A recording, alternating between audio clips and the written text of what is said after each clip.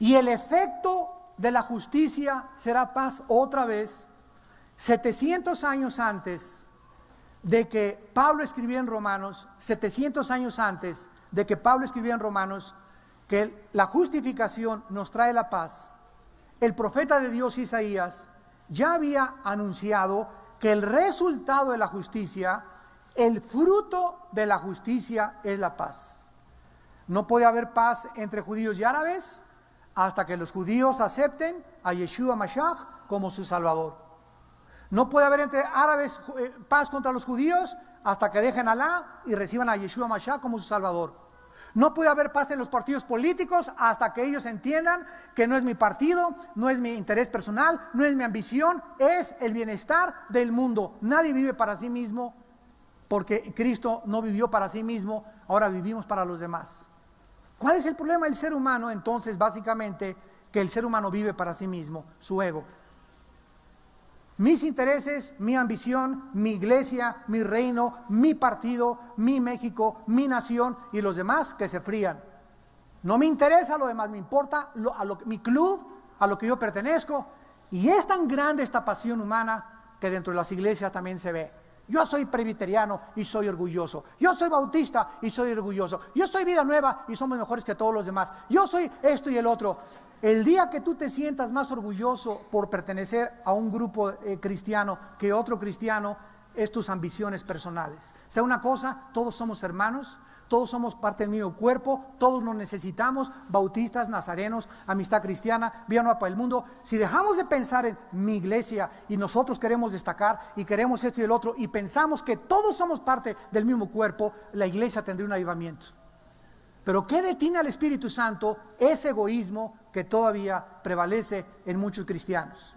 Quieren destacar, quieren tener reconocimiento, quieren el control, quieren dominar, quieren apoderarse sin saber que es Cristo el que está detrás de nosotros trabajando.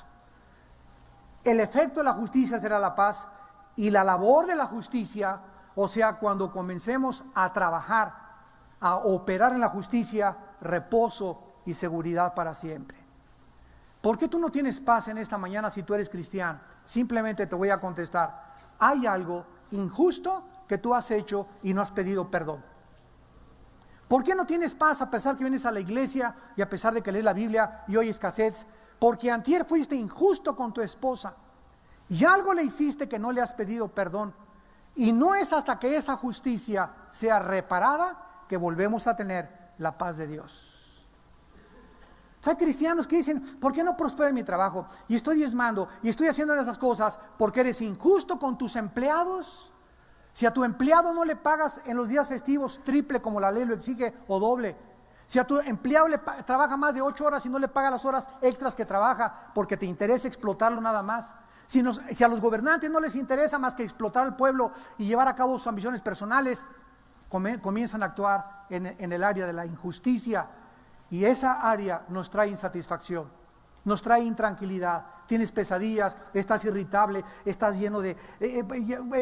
que no se te atraviese ni la mosca porque hasta la correteas a la mosca por toda tu casa. ¿Por qué? ¿Por qué ese estrés? ¿Por qué ese odio dentro de ti? ¿Por qué esa intranquilidad? ¿Por qué esa irritabilidad? Porque no te deja vivir las injusticias que estás viviendo a tu alrededor. ¿Dónde tendrá lugar esta paz? Dice en Isaías, en nuestro texto, en el monte de Jehová. ¿Cuál es el monte de Jehová? El monte de Jehová viene del hebreo Har Hayavit. Har Hayavit, que significa el templo del monte. Los árabes le llaman Al-Aqsa o Al-Aqsa, y que es ni más ni menos también Sión. El monte Moriah, donde Abraham, miles de años antes, subió a su hijo Isaac, y el ángel le detuvo la mano y le dijo, ahora veo que temes a Dios, que era un símbolo de la cruz del Calvario miles de años después de este incidente. El monte Moriah, el monte de Sión, el templo de Jehová, el monte de Jehová son sinónimos. Es el lugar geográfico que Dios ha escogido para que ahí se consolide el gobierno internacional del mundo entero. Dice la Biblia a continuación, que desgraciadamente esta paz mundial no vendrá más que después de otra guerra mundial devastadora que la Biblia le llama la batalla del Armagedón o la Tercera Guerra Mundial. Rápidamente vamos a ubicarnos en contexto histórico ahorita y geográfico para trasladarnos a la Biblia y terminar.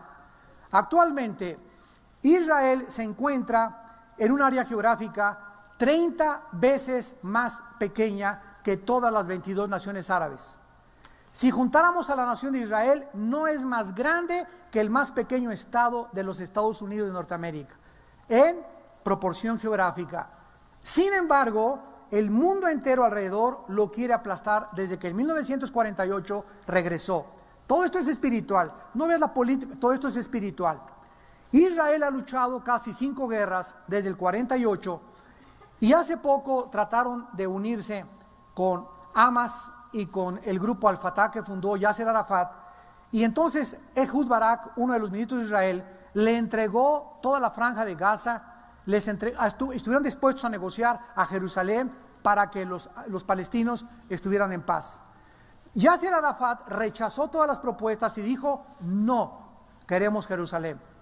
Y en la Constitución palestina de la Organización Nacional para Palestina está claramente delineada la política palestina. Nunca podremos estar en paz hasta que Israel sea exterminado.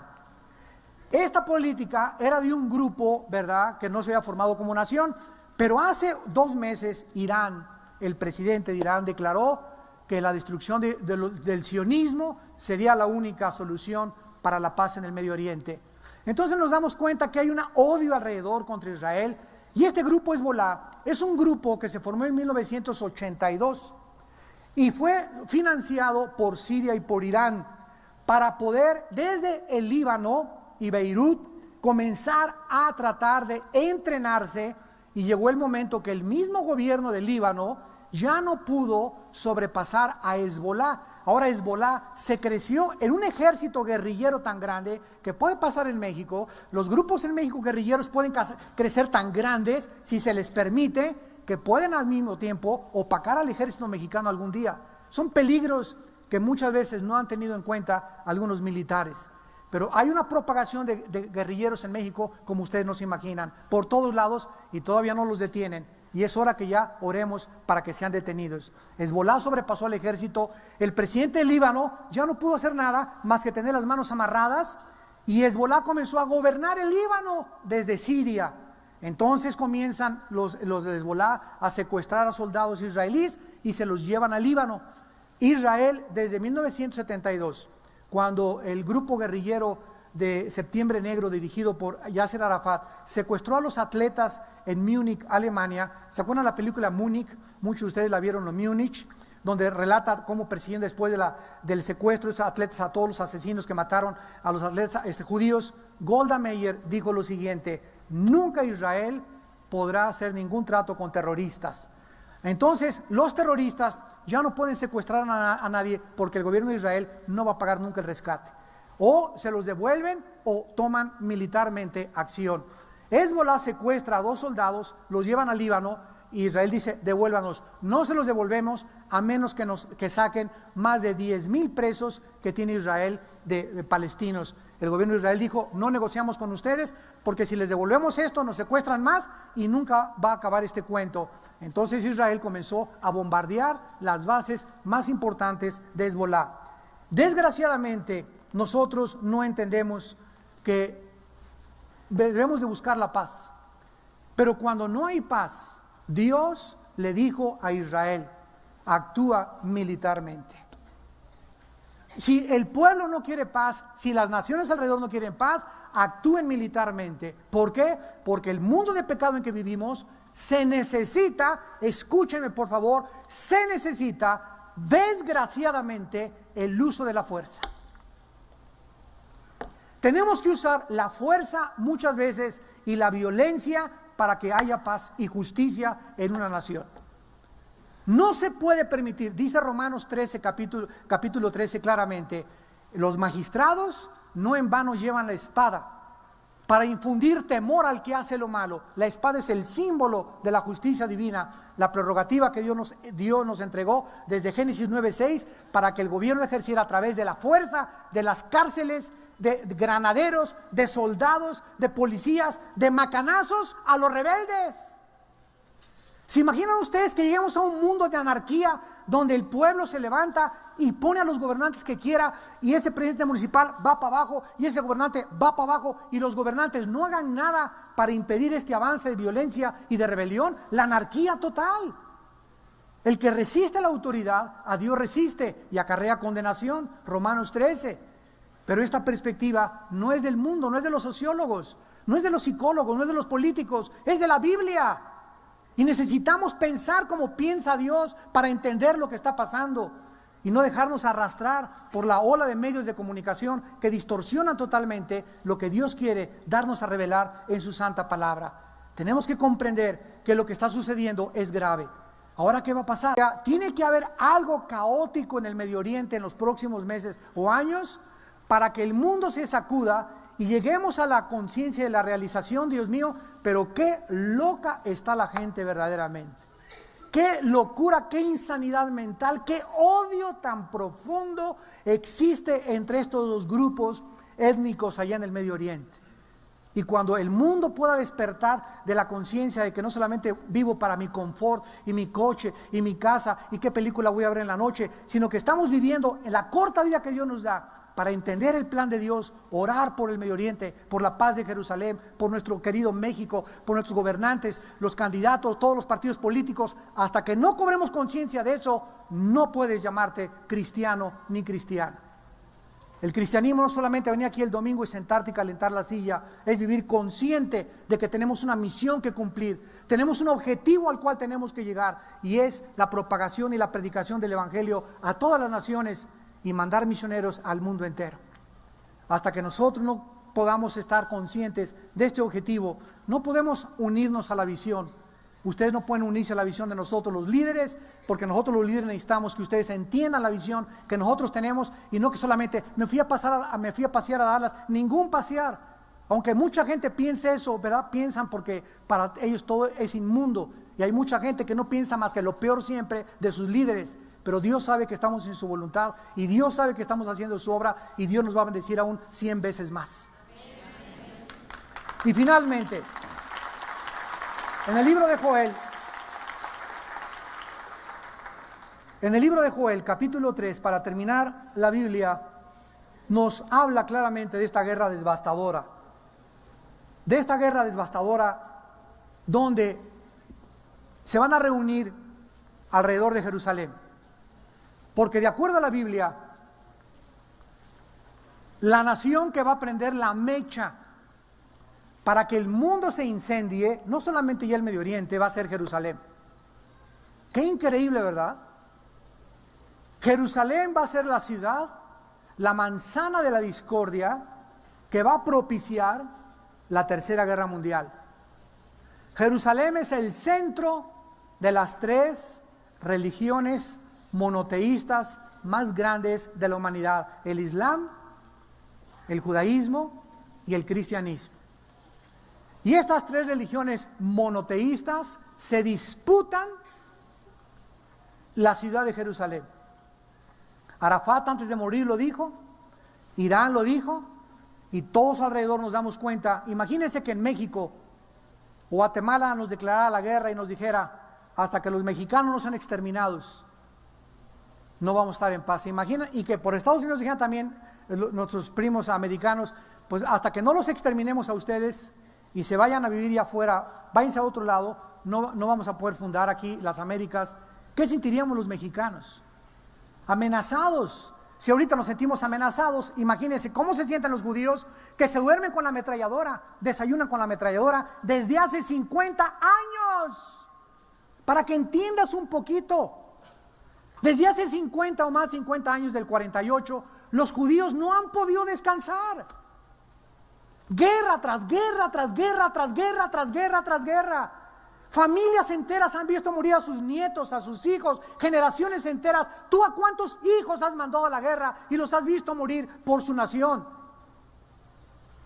Pero familias enteras judías han visto morir todas 3, 4 generaciones. Y están hartos de tanta sangre y quieren la paz, por eso comenzaron a entregar tierra por paz. Pero no pueden ser saciados sus enemigos porque anhelan Jerusalén. Anhelan Jerusalén. Y es un problema espiritual que no va a tener solución hasta que venga Cristo. Dice en Joel capítulo 3, versículo 9, proclamen esto entre las naciones, proclamen guerra. ¿Quién está diciendo esto? Ay, pero si yo creí que Dios estaba contra la guerra. Yo soy pacifista, peace and love. Dios mismo, el creador del universo, sabe que no estamos en Alicia, el país de las maravillas, ni estamos en el país de Pinocho, ni de los piratas del Caribe. Estamos en un mundo de pecado, donde desgraciadamente tú quieres peace and love, pues no puedes pedir peace and love, porque pides peace and love y te acuestas con 4 muchachos. Ay, pues yo soy pacifista y estilo para que no haya guerra. Y no haces guerra, pero haces guerra sexualmente. Y destruyes tu propia familia. Vivimos en un mundo de pecado. Vivimos en un mundo donde la gente no vuelve a crucificar a Cristo si Cristo volviera a regresar. Tenemos que ser realistas y entender que el mundo que vivimos se necesita la policía, el ejército, el orden, la fuerza para poder gobernar y vivir y garantizarles a los ciudadanos seguridad. ¿Qué es lo que un gobierno tiene que hacer? Garantizarnos seguridad y protección a través inclusive de la fuerza, si nuestros intereses están siendo amenazados. Dios dice: proclamen guerra entre las naciones, despierten a los valientes, acérquense, vengan los hombres de guerra. Versículo 12, despiértense las naciones y suban al valle de Josafat. Allí me sentaré para juzgar a todas las naciones de alrededor. Echen la hoz, la mies está madura. Desciendan porque el lagar está lleno. Versículo 14, muchos pueblos en el valle de la decisión. Porque cercano está el día de Jehová en el valle de la decisión. El sol y la luna se oscurecerán y las estrellas retraerán su resplandor. Versículo 16, y Jehová rugirá desde Sión y dará su voz desde Jerusalén. Y temblarán los cielos y la tierra, pero Jehová será la esperanza de su pueblo y la fortaleza de los hijos de Israel. Y conocerán que yo soy Jehová vuestro Dios, que habito en Sión, mi santo monte, y Jerusalén será santa, y extraños no pasarán más por ella. Esta es la proclamación de la Tercera Guerra Mundial, donde se van a reunir Zacarías 12, Zacarías 14, Apocalipsis 16, en el valle de Josafat, en el valle del Armagedón, en el valle de la decisión, todas las naciones contra Israel. Porque Dios dijo: yo quiero Sión como mi habitación. Y el diablo dijo: pues yo también. Y basta que Dios ponga su mano en un lugar para desatar el conflicto espiritual en los aires e invitar a los poderes demoníacos a tratar de abortar el plan de Dios en tu vida, en Jerusalén y en nuestro México. La mano de Dios está sobre ti desde que recibiste a Cristo. Y cuando tú recibiste a Cristo, entraste en guerra. Escúchame, esto es algo serio. Cuando tú recibiste a Cristo, entraste en guerra. Le declaraste la guerra al diablo, a Satanás. Y él te la ha declarado a ti. Y se va a ir contra ti y contra tu familia y contra tu matrimonio y contra tus hijos con todo lo que pueda. Pero la Biblia nos dice que no tengamos miedo, que mucho mayor que el que se viene contra nosotros es el que está dentro de nosotros, y que nosotros necesitamos solamente obedecer a Dios. Esta guerra tan tremenda y injusta desde la perspectiva que no podemos ver al diablo porque es invisible, algo invisible me está atacando a mí, que yo no puedo, él sí me ve a mí, pero yo no lo veo a él. Es una guerra tremenda porque estamos en desventaja, y mi única garantía de que no se me acerque es vivir y someterme a Dios. Someteos a Dios y el diablo huirá de vosotros. Sométete a Dios, obedece a Dios, híncate hoy llegando a tu casa, pídele perdón de tus injusticias, de tus pecados, de tus adulterios, de tus fornicaciones, de tus abusos, de tus robos, de tus hurtos, de tu evasión de impuestos, de todas tus tranzas. Híncate y humíllate delante de Dios, porque Dios es la única protección que te puede dar. La única protección es cuando habitamos al abrigo del Altísimo, para que Él pueda mandar a sus ángeles a que acampen a nuestro alrededor y vivir en paz los pocos días que nos quedan en este mundo. Oremos.